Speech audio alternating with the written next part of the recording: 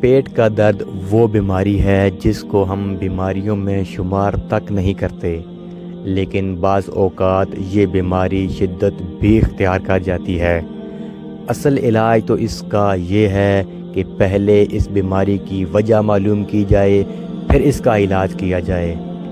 لیکن اس کا ایک روحانی علاج بھی ہے۔ پیٹ کے درد کا روحانی علاج کرنے کے لیے یہ عمل کریں۔ ایک وزن چاول کے برابر پسا ہوا نمک لیں، اس کو صرف 1 چمچ پانی میں مکس کر لیں، پھر اس کے اوپر پڑھیں اللہ لا الہ الا هو الحی القیوم۔ پھر اس 1 چمچ پانی کو پی لیں۔ دھیان رہے کہ وہ پانی پیتے وقت آپ کا منہ شمال کی طرف ہونا چاہیے۔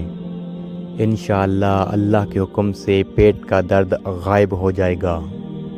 یہ بات ذہن نشین رہے کہ دوا، دعا اور وظیفہ یہ صرف وسیلے ہیں، شفا صرف اللہ کے پاس ہے، اور شفا کی امید بھی صرف اللہ ہی سے ہونی چاہیے۔